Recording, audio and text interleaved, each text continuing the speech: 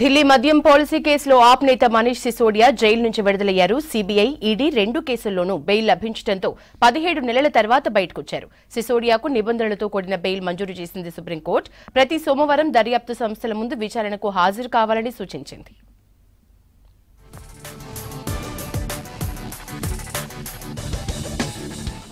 Delhi liquor scam కేసులో ఆప్ నేత Manish Sisodia jail నుంచి విడుదలయ్యారు. తీహార్ జైలు దగ్గర సిసోడియాకు ఆప్ నేతలు ఘన స్వాగతం పలికారు. జస్టిస్ బీఆర్ గవాయ్ ధర్మాసనం నిబంధనలతో కూడిన బెయిల్ మంజూరు చేసింది. సీబీఐ, ఈడీ రెండు కేసుల్లోనూ సిసోడియాకు బెయిల్ లభించింది.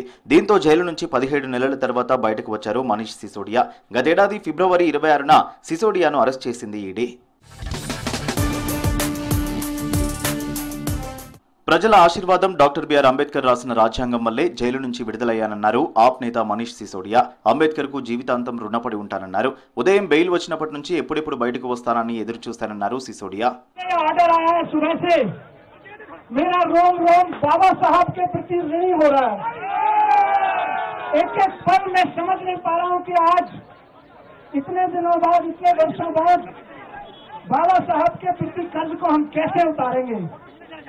उस वक्त उन्होंने तय कर लिया था कि आने वाले समय में अगर कोई तानाशाही सरकार आके निर्दोष लोगों को जेल में डालेगी तो संविधान इसको बचाएगा.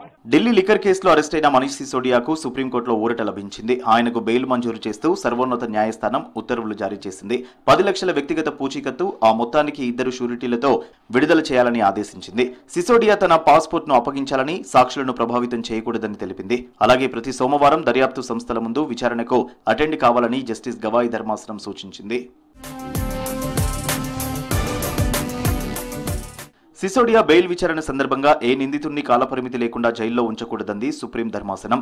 ఒక పరిమితి దాటిన తర్వాత ఆ వ్యక్తిని జైల్లో ఉంచడం సరికాదని తెలిపింది. అలా కాదంటే ఆ వ్యక్తి హక్కులను హరించడమే అవుతుందంది సుప్రీంకోర్టు. బెయిల్ అనేది నియమమని ట్రయల్ కోర్టులు, హైకోర్టులు గ్రహించాల్సిన టైం వచ్చిందని వ్యాఖ్యానించింది. ఆప్ నేత మనీష్ సిసోడియాకు బెయిల్ రావడంతో భావోద్వేగానికి గురయ్యారు మంత్రి అతీషి. విద్యారంగంలో ఢిల్లీని ఓ రోల్ మోడల్ గా సిసోడియా తీర్చిదిద్దారన్నారు. అలాంటి వ్యక్తిని బీజేపీ 17 నెలలు జైల్లో పెట్టిందన్నారు. ఇన్నాళ్లు నిజమే గెలిచిందన్నారు. త్వరలోనే ఢిల్లీ సీఎం అరవింద్ కేజ్రీవాల్ కూడా జైలు నుంచి బయటకు వస్తారన్నారు అతీషి. మనీష్ సిసోदिया जी 17 महीने जेल में रहने के बाद आज उनकी जमानत हुई है. ये सत्य की विजय है. ये दिखाता है कि भगवान के घर में देर है लेकिन अंधेर नहीं है. मनीष सिसोदिया जी को एक झूठे मुकदमे में फंसाया गया. मनीष सिसोदिया जी एक ऐसे व्यक्ति हैं जिन्होंने दिल्ली के बच्चों को शानदार भविष्य दिया. ఢిల్లీ మాజీ డిప్యూటీ సీఎం సిసోడియాకు బెయిల్ రావడంపై ఆప్ ఎంపీ సంజయ్ సింగ్ హర్షం వ్యక్తం చేశారు. సుప్రీంకోర్టు నిర్ణయంతో ఆప్ పార్టీకి, ఢిల్లీ ప్రజలకు బిగ్ రిలీఫ్ లభించిందన్నారు. త్వరలోనే అరవింద్ కేజ్రీవాల్, సత్యేంద్ర జైన్లకు కూడా బెయిల్ వస్తుందన్నారు సంజయ్ సింగ్. इस मामले में कोई भी तथ्य, कोई भी सत्यता नहीं थी. जबरदस्ती हमारे नेताओं को पकड़ पकड़ के जेल में रखा गया.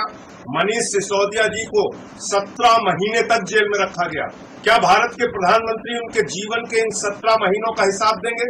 क्या भारतीय जनता पार्टी उनके इन जीवन के 17 महीनों का हिसाब देगी, जो शायद दिल्ली के स्कूलों को बनाने में काम आता? ఢిల్లీ లిక్కర్ కేసులో అరెస్ట్ అయిన మనీష్ సిసోడియా గత 17 నెలలుగా జైల్లో ఉన్నారు. గతేడాది ఫిబ్రవరి 26న ఆయనను ఈడీ అరెస్ట్ చేసింది.